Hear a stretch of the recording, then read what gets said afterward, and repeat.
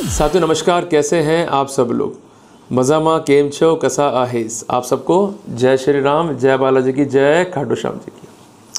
साथियों देखो, आज एक इम्पॉर्टेंट टॉपिक मैं डिस्कस करूंगा जो कि जुड़ा हुआ है आपके अधिकारों से, concerning the voice sampling, concerning the voice spectroscopy, और ऐसे क्या कानूनी प्रावधान है जिसके तहत हमारा वॉइस सैंपल लिया जाता है, जो ट्रांसक्रिप्शन हमें दी जाती है पढ़ने के लिए ड्यूरिंग द वॉइस सैम्पलिंग, उसका प्रक्रिया क्या है, और अल्टीमेटली हम किस प्रकार जो है आइडेंटिफाई करें कि जो है प्रोसेस अडॉप्ट करती है सीबीआई या एसीबी या कंसर्न जो लोकल पुलिस है वो सही है या नहीं है।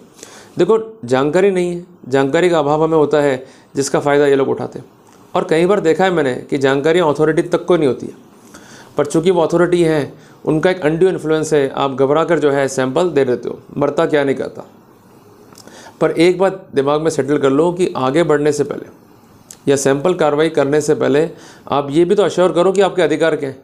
अगर अधिकार आपकी जानकारी में है, प्रक्रिया आपकी जानकारी में है, तो कम से कम गलत तो नहीं होगा, और जो कुछ भी होगा इट मस्ट बी फेयर, और यही कानून की मंशा है। भाई आज हम सब बाउंड किससे हैं? रूल ऑफ लॉ से, जो क्या कहता है कि the process must be fair. और ये बात कहाँ लिखी गई है? आर्टिकल 21 संविधान के तहत। It says that right to life and right to liberty are fundamental right. अगर इनको छीनना है तो process must be a due process, means a fair and transparent process. अगर प्रोसेस फेयर और ट्रांसपेरेंट नहीं है तो प्रोसीडिंग क्या हो जाएंगी? Vitiate and abuse of process. साथियों, हम सब जानते हैं कि कोई भी गाइडलाइंस बनानी है, वो गाइडलाइंस कैसे होगी? या तो एक्ट के फॉर्म में या रूल्स के फॉर्म में। तो ये पावर किसके पास में? एज पर आर्टिकल 246 संविधान के तहत या तो पार्लियामेंट के पास या जो विधायिका है उसके पास में। अगर इन दोनों ने ही किसी पॉइंट पर एडजुडिकेशन नहीं करा तो इसका मतलब आपके राइट्स तो अफेक्ट हो गए, क्योंकि आप जब कहोगे कि भाई रास्ता ही नहीं है कानून में, तो अल्टीमेटली अथॉरिटीज़ जो है इसका मिसयूज़ करेंगी। तो आपके अधिकारों को बचाने के लिए एक बेसिक गाइडलाइंस जो है हमारे हिंदुस्तान में फॉलो की जाती है, जो कि लैटिन मैक्सिम पर बेस्ड है, जिसका नाम क्या है? उबी जस इबी रेमेडियम। साथियों, ये गाइडलाइंस कहती है कि जहाँ आपके अधिकार हैं वहाँ पर रेमेडी भी होगी। साथियों, जुडिशियल इंटरप्रिटेशंस बहुत इंपॉर्टेंट जो है योगदान रखते हैं रूल ऑफ लॉ में। साथियों, कई बार देखा होगा आपने कि किसी बिंदु पर कोई पार्लियामेंट का गाइडलाइंस नहीं है या जो विधायिका है उसका गाइडलाइंस नहीं है, तो वहाँ पर सुप्रीम कोर्ट या हाई कोर्ट इंटरवीन करते हैं। ये महाशक्तिमान है, इनके पास विशेष पावर है, और इनके बनाए जजमेंट जो हैं ये बाइंडिंग में रहते हैं कंसर्न ट्रायल कोर्ट्स पे और कंसर्न प्रशासनिक अधिकारियों पे। इसलिए हमेशा मैं कहता हूँ आपको कि जो गाइडलाइंस आती हैं सुप्रीम कोर्ट की और हाई कोर्ट की, उनको ध्यान से पढ़ा करो आप। क्लियर है? और विशेषता जो गाइडलाइंस सुप्रीम कोर्ट की है ये बाइंडिंग भी है एज पर आर्टिकल 141 संविधान के तहत। तो जो कंसर्न अथॉरिटी है उन्हें मानने के लिए बाउंड है। अगर वो नहीं मानती है या कोर्ट की गाइडलाइंस का उपहास उड़ाती है या उपहास उड़ाने के साथ साथ उनको फॉलो नहीं करती है, तो उनके ऊपर भी कंटेम्प्ट ऑफ कोर्ट में कार्रवाई हो सकती है। क्या आपको पता है हमारे देश में पहले गाइडलाइंस थी 41 है सीआरपीसी के ऊपर, जिसके तहत सुप्रीम कोर्ट ने क्या कहा कि आपको गिरफ्तार नहीं करना है, खासकर उन मामलों में जहां पनिशमेंट 7 साल तक है। पुलिस मानी, उसके बावजूद भी नहीं मानी। एक जजमेंट जो है दिखाई दिया इसी बीच, दिल्ली हाई कोर्ट का जजमेंट है दिनांक 7 दिसंबर 2021 का। उसमें क्या हुआ कि एक पुलिस वाले ने जो है गिरफ्तार कर लिया, अल्टीमेटली उपहास बनाया आरोपियों का। आरोपी जो है पहुंच गए हाई कोर्ट के अंदर रेमेडी के लिए। हाई कोर्ट ने कहा कि भाई ये गाइडलाइंस क्यों नहीं फॉलो करी आपने? कई जस्टिफिकेशन जो है दिए कंसर्न पुलिस ने, पर वो जस्टिफिकेशन एज पर लॉ नहीं थे, अक्यूज के अधिकारों को प्रभावित करने वाले थे। कोर्ट ने कंसर्न आरोपी अधिकारी को जेल भेजने के ऑर्डर कर दिए। तो मैं बार बार आपसे ये कह रहा हूँ कि नियम कायदे कानून बने हुए हैं, उनको पढ़ो। अगर नहीं पढ़ोगे तो नुकसान आपका ही होगा। जो लोग गए हैं, लड़े हैं, उनको फ़ायदा भी हुआ है। पर लड़ने का मतलब ये नहीं कि हम जो है पिटिशन फाइल कर दें, हमें कुछ पता ही नहीं है, अल्टीमेटली हार गए। जब भी फाइट होगा there is a strategical planning. जब तक स्ट्रेटेजिकल प्लानिंग नहीं है, लड़ना अपने आप में ही बेकार है।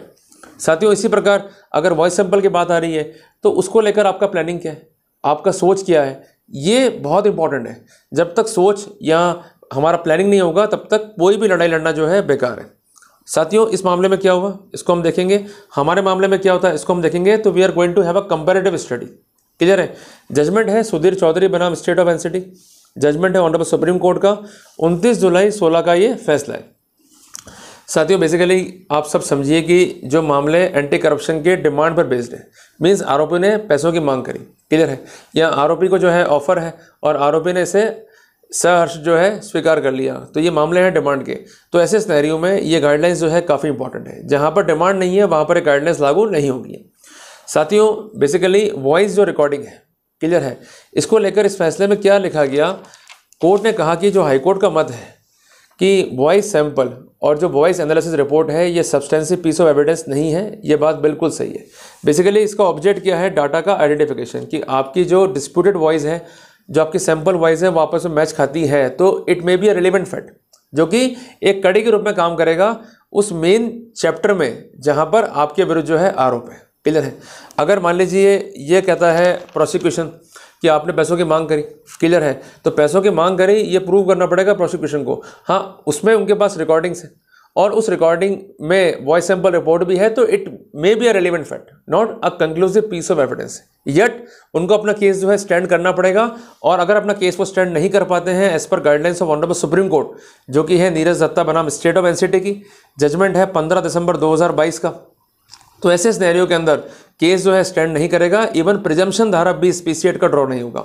इसके अलावा मैं एक बात कहना चाहता हूँ आप सबसे कि माननीय बॉम्बे उच्च न्यायालय ने एक महत्वपूर्ण निर्णय में, जो कि है दिनांक 27/11/2024 का, उसमें स्पष्ट किया है कि वॉइस एनालिसिस रिपोर्ट जो है सब्सटेंसिव पीस ऑफ एविडेंस नहीं है, केस प्रोसिक्यूशन को स्टैंड करना होगा। ट्रांसक्रिप्शन में क्या डिमांड आ रही है बतानी होगी। अगर डिमांड ट्रांसक्रिप्शन में नहीं है, इवन दो ये टेस्ट पॉजिटिव है, इवन दो वॉइस कन्फर्म है, तब भी जो है केस मेड आउट नहीं होगा और क्वेश्चन के जो है आधार वहाँ पर बन जाएंगे। साथियों, इस मामले में एफआईआर लॉन्च हुई, और जो आपके मामले होते हैं करप्शन के, उसमें भी जो है एफआईआर लॉन्च होती है। क्लियर है आपको। यहाँ पर एफआईआर थी सेक्शन 384, 511, 420 आईपीसी में। आपकी एफआईआर किस में होगी, धारा 7 है पीसी8 में या धारा 7 पीसी8 में। यहाँ पर एलिगेशन एक्सटॉर्शन का है, आपके केस में एलिगेशन होता है करप्शन का। यहाँ पर आरोपी अरेस्ट हुआ, आप वाले केस में हो सकता है कि आप अरेस्ट नहीं हुए हो सकता है कि आप अरेस्ट हुए हो। यूजुअली क्या होता है कि एंटी करप्शन ब्यूरो या सीबीआई आपको एक नोटिस देते हैं कि भाई अपना वॉइस सैंपल दीजिए। यहाँ पर क्या हुआ कि एक एप्लीकेशन फाइल हुआ बिफोर मजिस्ट्रेट कि वॉइस सैंपल लेना है, और कई बार ऐसा भी हो सकता है कि कंसर्न सीबीआई या एसीबी जो है, कंसर्न जो जज हैं उनके समक्ष जाकर भी ऑर्डर प्राप्त कर लें रिगार्डिंग द वॉइस सैंपल, तो इसमें कोई दिक्कत वाली बात नहीं है। तो यहाँ पर क्या हुआ था, स्टिंग ऑपरेशन आपका था, ट्रैप प्रोसीडिंग। यहाँ पर जो रिकॉर्डिंग्स थी उसका ट्रांसक्रिप्शन तैयार हुआ, और जो उसमें इनकल्पेटरी मटेरियल था वो कंसर्न आरोपी को दिया गया और कहा गया भाई इसको रीड कीजिए। तो कंसर्न आरोपी ने इस मटेरियल पर अपनी आपत्तियां पेश करी कि इनकल्पेटरी मटेरियल को पढ़ने के लिए हम बाउंड नहीं है। अगर ऐसा हम कर रहे हैं तो it is going to infringe article 21 of constitution of India, and ultimately it is going to infringe article 20 sub clause 3 of constitution of India, जो कि हमें प्रोवाइड करता है fundamental protection against self incrimination. साथियों, जब ये मामला चल रहा था before the concern trial court, तो कई जो है सुझाव आए स्टेट के, और एक सुझाव ये भी था अगर ऐसा लगता है आरोपी को कि प्रोसेस जो है ठीक नहीं है, तो हमें काम करते हैं जनरल स्टेटमेंट को हम मिक्स करते हैं विद द इनकल्पेटरी स्टेटमेंट, तो वहाँ पर हम फेयर ट्रायल को या फेयर प्रोसीडिंग्स को जो है ऑब्जर्व करा पाएंगे। साथियों, यहाँ पर कोर्ट में जो स्थितियाँ परिस्थितियाँ आई उसके अकॉर्डिंगली कोर्ट ने एक फैसला दिया कि जो कंसर्न CFSL की अथॉरिटी है वो एक्सपर्ट है इन मामलों में, जो भी टेक्स्ट का प्रिपरेशन है वो करेंगी ये अथॉरिटी, जिसके लिए जो भी इंक्रिमिनेटिंग मटेरियल है वो उनको प्रोवाइड करना होगा, और इस इंक्रिमिनेटिंग मटेरियल पे जो जनरल स्टेटमेंट है और जो इनकल्पेटरी स्टेटमेंट है उनको मिक्सअप कर देंगे, और अल्टीमेटली जो है ट्रांसक्रिप्शन तैयार किया जाएगा, जिसके बेसिस पर वॉइस सैंपल की प्रोसीडिंग्स जो है वो की जाएंगी।